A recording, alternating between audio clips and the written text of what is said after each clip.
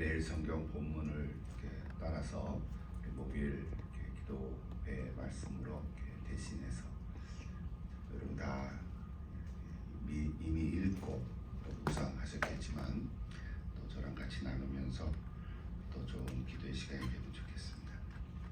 오늘 4월 30일 본문이 창세기 32장 22절부터 32절까지입니다.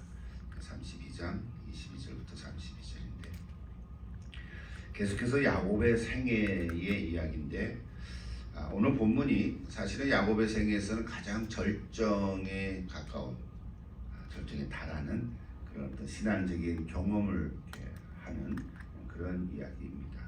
여러분 너무 잘 아시는 얘기인데 약복강가에서 브니엘의 경험을 하게 되는 거죠.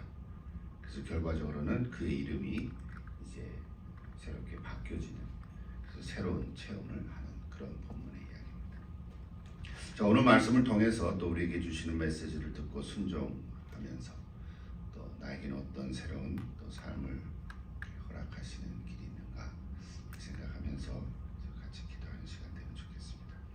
우리 한 절씩 같이 좀 읽을까요? 이미 다 알지만 그래도 전체적으로 쭉 같이 22절부터 32절인데 성경을 펴시고 또 매일 성경 있으면 좋죠. 예.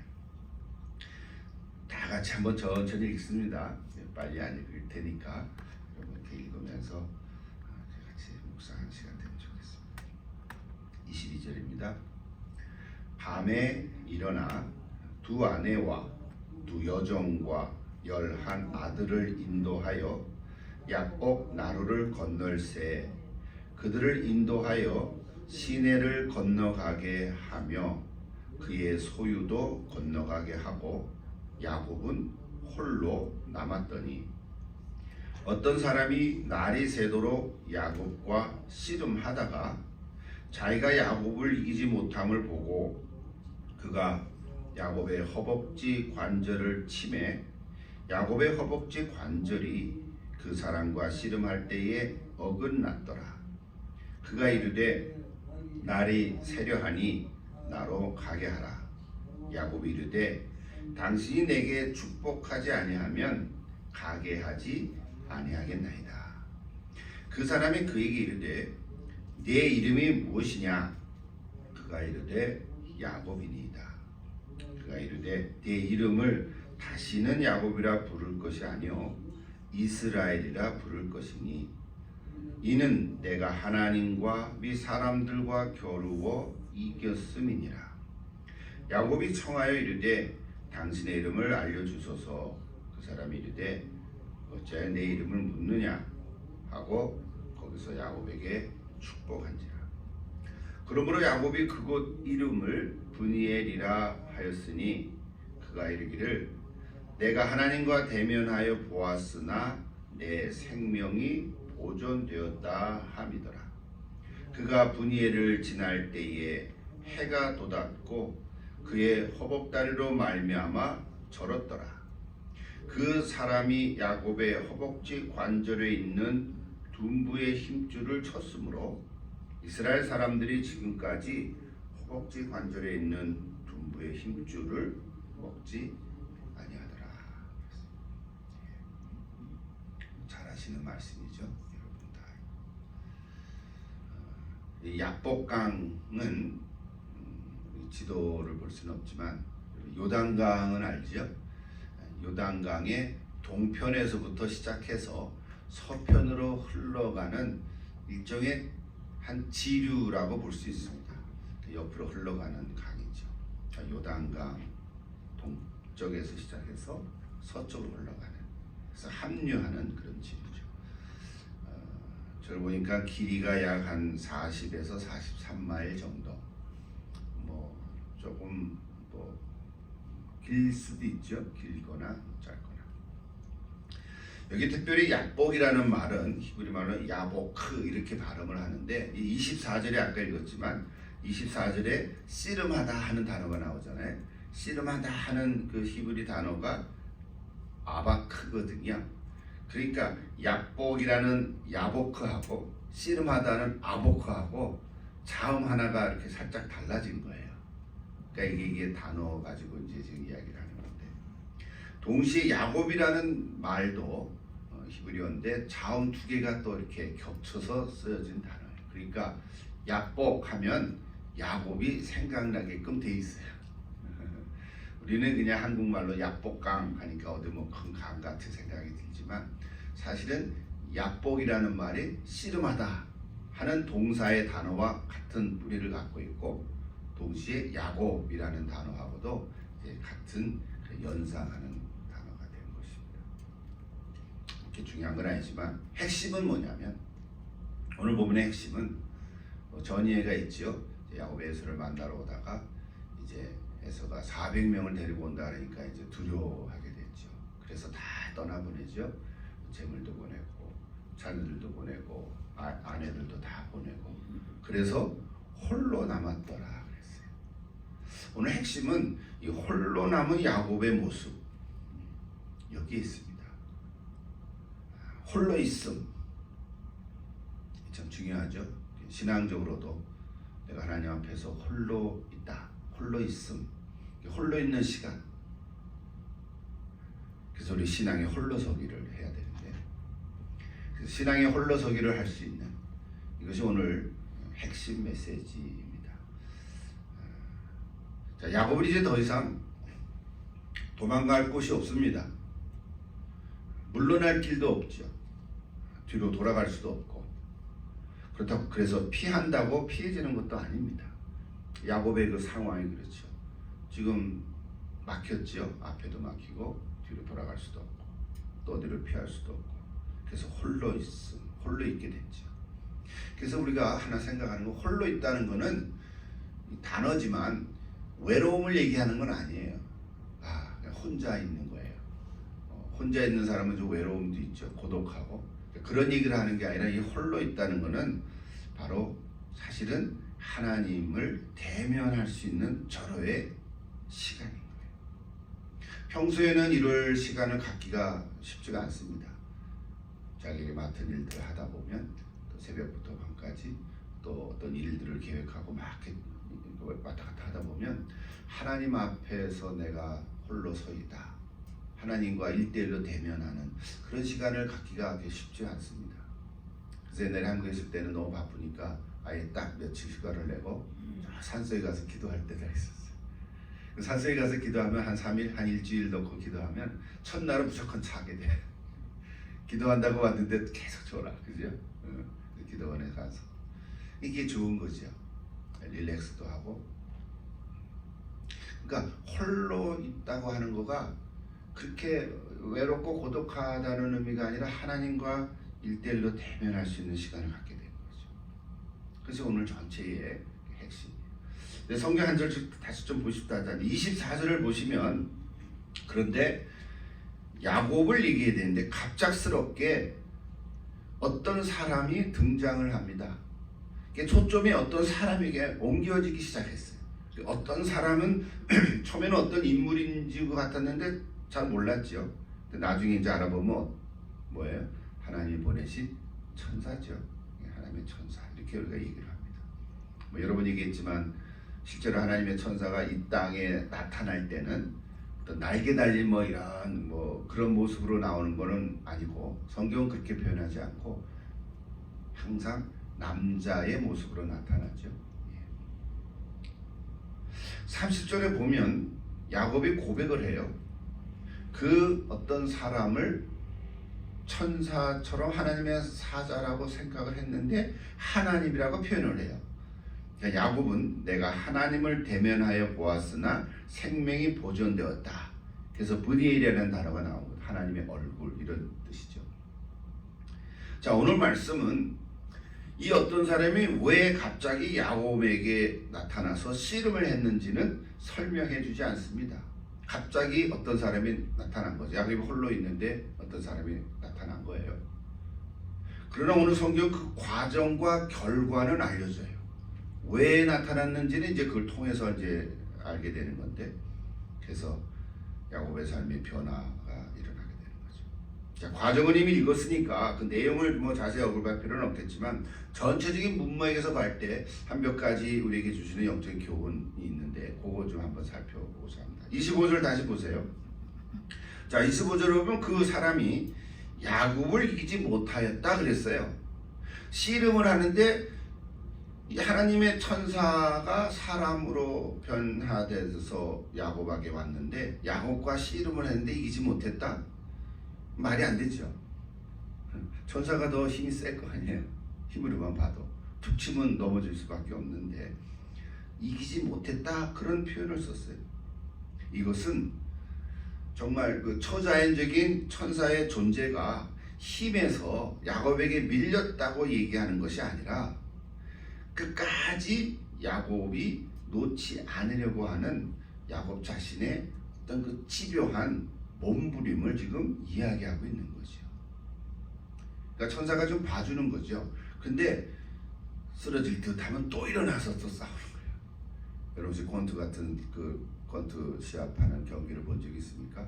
상대방이 너무 주먹이 세서 막 쳤는데 다운이 돼서 또 일어나. 다운이 됐어. 근데 또 일어나. 이제 완전히 KO 될 것 같은데 족이 땡 물려서 이제 1라운드 끝났어. 또 2라운드 시작. 그러니까 이게 넉다운이 안 되는 거야. 여러 번 얻어맞았는데도 또 일어나고 또 일어나고 마치 그런 모습. 이게 좀 상상을 해보는 말이죠. 그러니까 야곱의 이게 집요함을 표현해 주는 거예요, 사실. 야곱의 집요함은요, 우리 이미 다 앞에서 성경에서 알고 있지만 태중에서부터 있어 왔죠.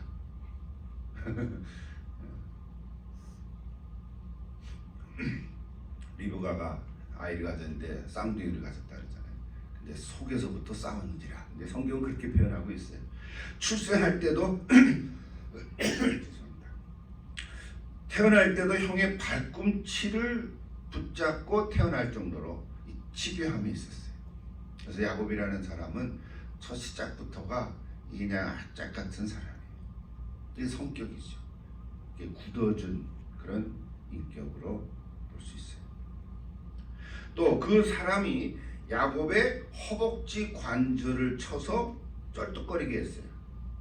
그 뼈를 탈구시킨다 그래서 옛날 번역은 환더뼈라 그러는데 이게 허벅지 관절을 쳤다. 이거는 그 어떤 사람이 좀 비겁하게 공격을 했다라고 하는 표현이 아니라 이 야곱의 그 집요하면서 형성된 아주 고집이 센 그 자, 그렇죠? 고집 센 자, 그리고 자기 의존성 이런 것을 꺾어 버리려고 하는, 완전히 굴복시키려고 한 그 사람의 어떤 의지죠. 그러니까 어떤 사람이 그 천사가 툭 치면은 환도뼈 하나 부러질 정도로 힘이 강한데 이기지 못했다 하는 말은 아까 얘기해서 이해가 되고, 또 24절을 또 보세요. 26절을 보세요. 26절을 보면 그 사람이 날이 세려하니 자신을 가게 하라 또 이렇게 표현했어요. 여러분, 천사가 날이 새는 것을 피해야 한다고 하는 말은 우리가 오해하지 말아야 되는데, 무슨 디즈니랜드에서 만들어 놓은 애니메이션에서 이제 동이 터오르면은 빨리 가야 돼요.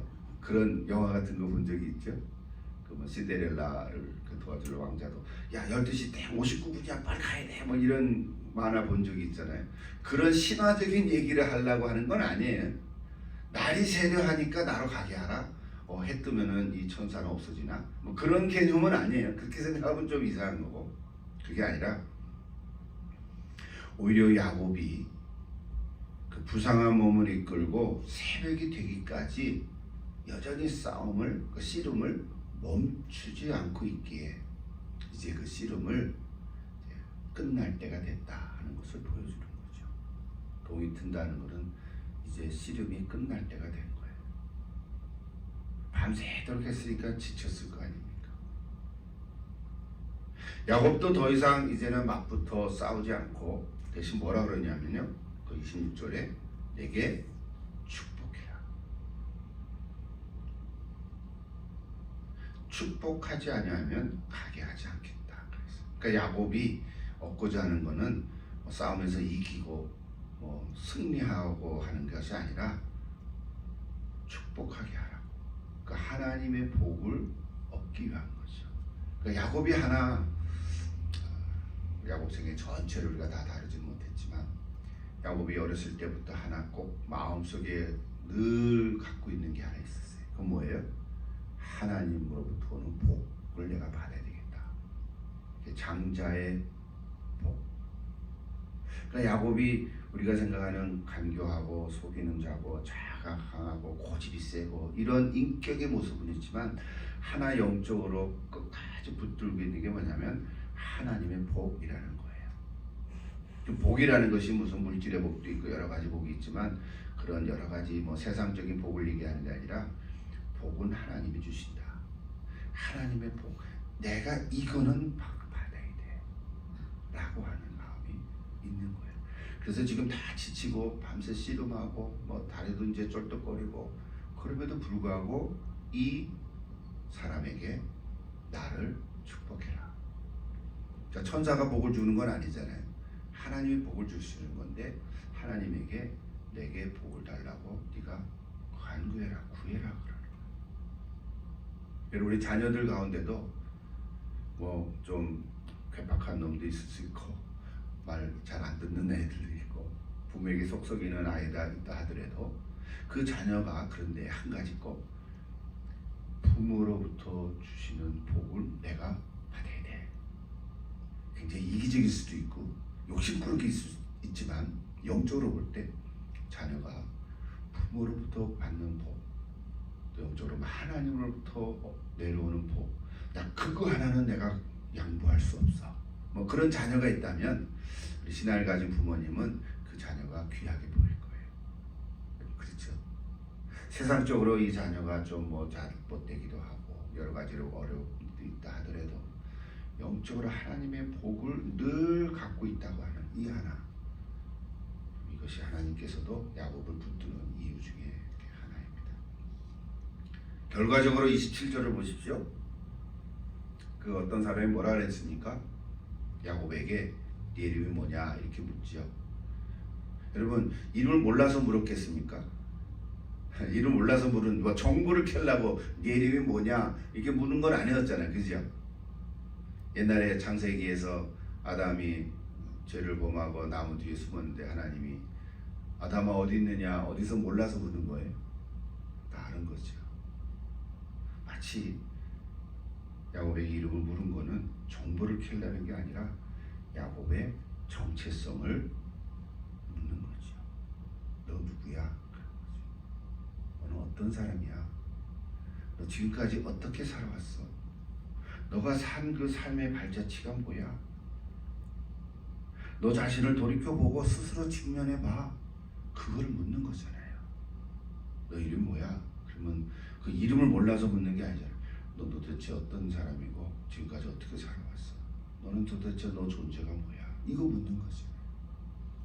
근데 이런 질문은 그냥 평소에 잘 이렇게 생각되지 않는 질문이에요. 답하기 쉽지가 않아요. 좀 생각하다가 골치 아파.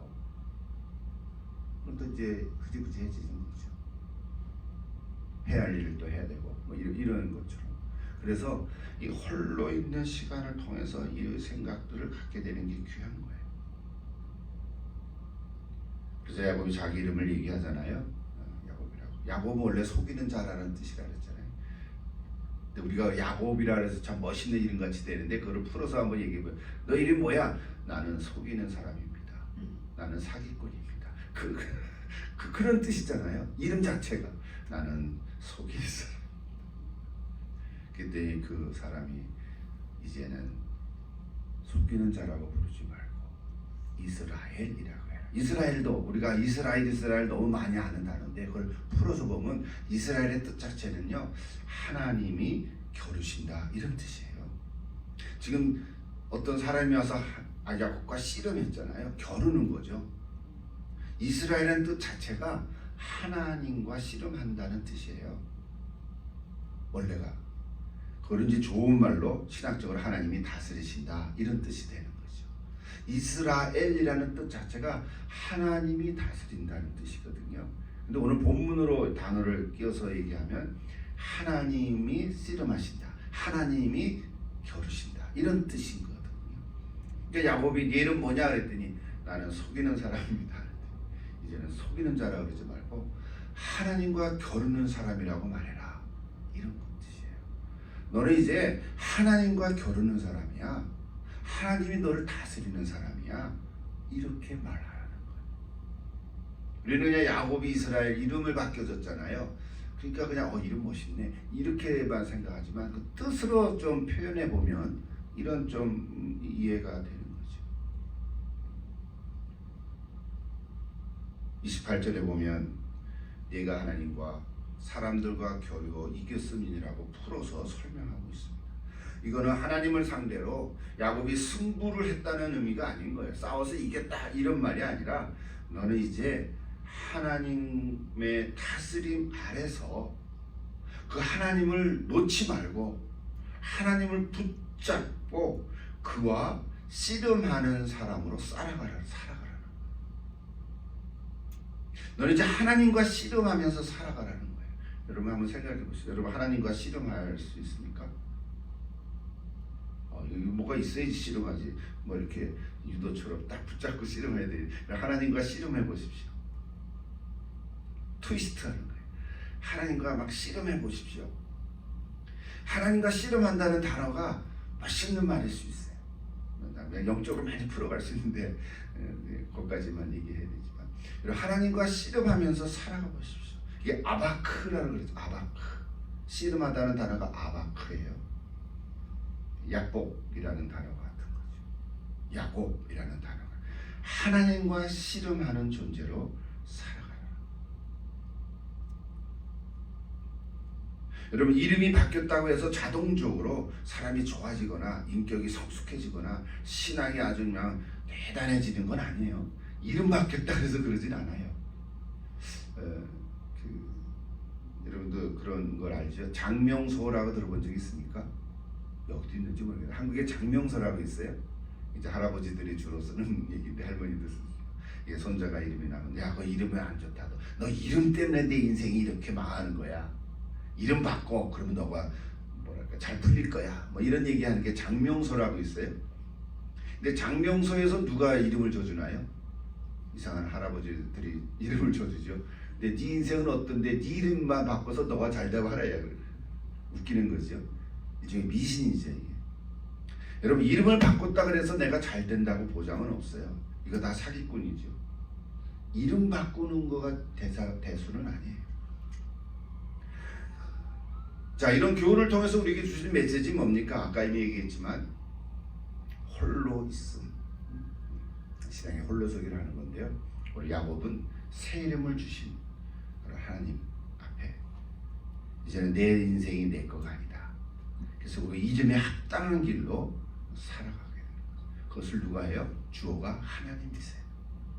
하나님께서 너 삶의 주관자가 되시고 너를 다스리실 거야 하는 선언인 거예요. 오늘 살아가는 저와 여러분도 우리에게도 새 이름이 있는데요. 여러분 이름이 다 있죠? 여러분 이름 뭡니까? 라고 뭐라고 답하는데 그 이름보다 더 중요한 새 이름이 뭡니까? 전에 다 언급했는데 그리스도인이라는 이름이 우리가 있어요. 우리는 그리스도인이라는 새 이름을 받았어요. 사람이면 사람이지 거기에 그리스도 사람이 뭡니까? 그렇죠? 사람인데 기독교인 한자 말로 기독교인 이렇게 쓰잖아요. 기독교에 속한 사람 이런 거죠. 그리스도인 그리스도에게 속한 사람. 영어로 크리스찬 크라이스트에게 belong to 된 사람. IAN이 belong to라 그랬잖아요. 우리는 그리스도인 사람이에요. 그리스도의 사람이에요. 그리스도에게 속한 사람이에요. 이 세상에 속한 사람이 아니에요. 우리는 워드 된 사람이 아니에요. 그런 말이 없죠. 사실은 워드천 이런 말은 없죠. 워디언 그런 말은 없죠. 세상에 속한 사람은 아닌 거예요. 그렇다고 또 나에게 속한 사람도 아니에요. 내게 속한 내 인생이 나다. 내 인생의 주인은 나다. 그래서 내가 나한테 속해서 살아가는 사람은 아니에요. 근데 이런 사람이 의외로 많죠. 의외로 많죠. 내 인생 내 건데 네가 왜 관심이야? 상관해? 그런 거죠. 내가 알아서 내 인생 살아갈 거야. 너 touch please. 그런 사람이 의외로 많죠. 그렇지 않습니까? 살다 보면 아무리 우리 복음을 전해도, 우리 목사님 복음을 전했는데 그분이 고집 세다면서 안 받아들인다면서, 아 예수 안 믿으면 지옥 가야죠. 뭐 죄 쓰면 벌 받아야지, 지옥 가야지. 몰라서 하는 말 아니겠어요?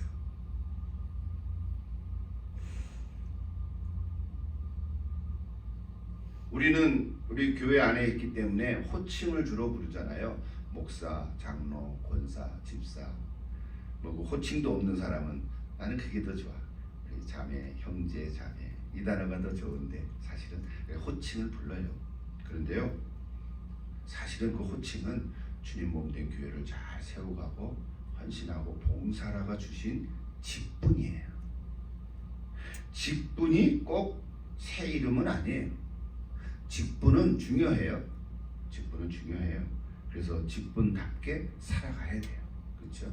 목사는 목사답게, 또 권사는 권사답게, 또 장로는 장로답게 살아가야 되는데 우리가 가끔 이거 잊어먹는다.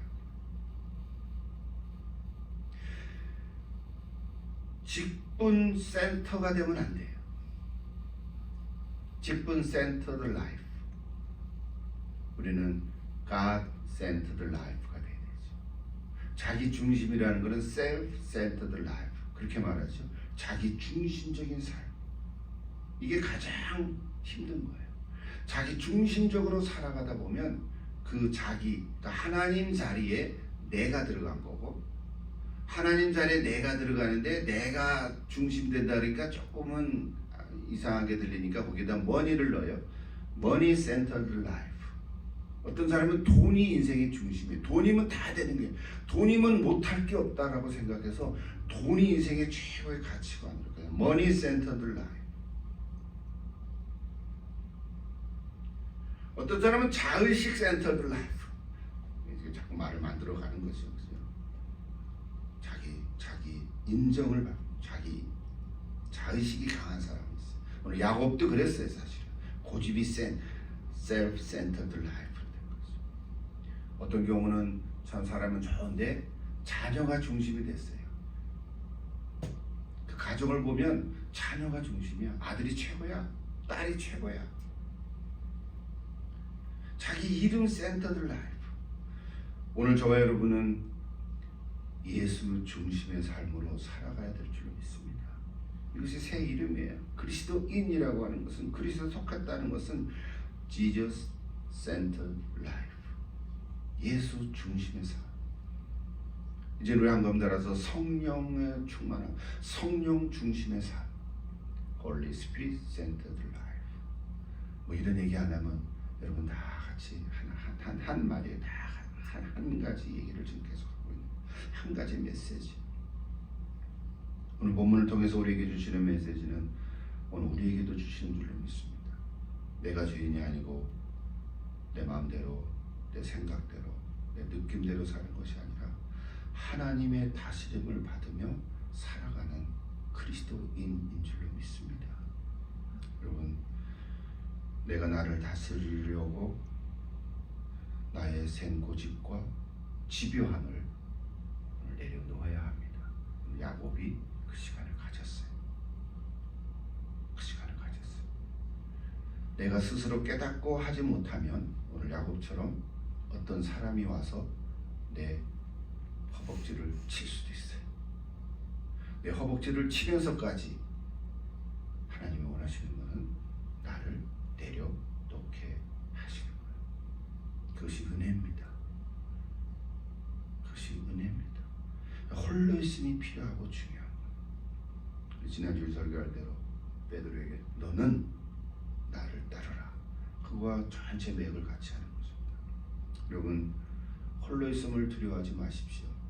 일부러 그런 시간을 가질 필요도 있지만 꼭 그렇지 못하더라도 어떤 계기와 상황 속에서 그런 홀로 있음이 있을 때 오히려 그 홀로 있는 시간을 통해서 나의 고집센 자아를 내려놓게 되고 오히려 하나님을 만나는 귀한 기회로 삼아가십시오. 그것이 축복입니다. 시간이 가서 마무리를 해야 되는데 결국 30절에 가보면 마지막 절인데요. 내가 하나님을 대면하여 보았으나 내 생명이 보존되었다고 야곱이 고백을 합니다. 이것은 출애굽기 33장 20절에서 내가 내 얼굴을 보지 못하리니 나를 보고 살 자가 없음이니라 하고 모세에게 주신 말이에요. 그러니까 성경에는 하나님을 보면 죽습니다. 인간이 하나님 얼굴을 볼 수 없는 이유는 죄인으로서 하나님의 영광, 거룩한 영광을 볼 수 없고 견딜 수 없기 때문에 그 놀라운 찬란한 빛을 직접 보면 우리는 다 죽기 때문에 그런 말씀을 하셨어요. 실제로 사사 중에 기드온이나 또 마노아의 아내 같은 사람도 하나님의 사자를 만난 후에 죽음을 두려워했고요. 선지자 이사야도 하나님의 영광을 보니까 나는 죄인으로서 다 무릎 꿇고 이제 죽게 되었다고 하고 이렇게 망하게 되었다고 고백한 적이 있습니다. 그래서 하나님께서는 스스로 나타나지 아니하시고 모세 앞에서도 스스로 나타나지 아니하시고 이렇게 빛으로, 그렇죠? 영광의 빛으로 뒤에서만 이렇게 비춰주시는 거죠.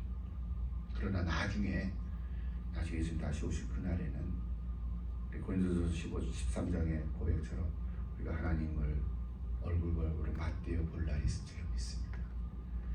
이거 어떨까 모르겠어요. 지금 이 모습으로 보면 우리가 다 타서 죽을런지도 모르죠. 근데 마지막 그날에 하나님의 영광스러운 얼굴을 변화된 우리의 모습으로 이렇게 보게 될 것입니다. 오늘날 우리가 하나님의 임재를 경험하는 경우는 개인적으로 다양하겠지만 공통된 체험은 보혜사 성령님의 임재하심. 구체적인 내용은 십자가에서 흘리신 예수님의 보혈이 내 머리부터 발끝까지 덮을 때 우리는 하나님의 임재를 경험하게 될 줄 믿습니다. 오늘 본문에서 보여준 씨름은 하나님이 먼저 걸어온 것입니다. 그러니까 오늘 본문을 야복강가의 기도 그렇게 우리가 많이 얘기하는데 사실은 야곱의 기도라기보다는 속이는 자 야곱의 집요한 자아를 내려놓게 하시는 하나님의 속임수입니다. 제가 어떤 책을 읽다가 그 말에 너무 짱 갔어요. 하나님의 속임수? 하나님 속이는 거야? 하나님이 야곱을 속인 거예요. 좀 말이 안 맞는 것 같지만 이거를 다시 말로 하면 하나님이 개입하시는, 하나님을 자신의 이익을 도모하기 위해서 속임수를 쓰시는 게 아니라 야곱이 하나님의 다스림만을 온전하게 의지하도록 그렇게 만들기 위해서 하나님이 개입하신 거예요. 야곱은 졌지만 승리한 씨름이었고요.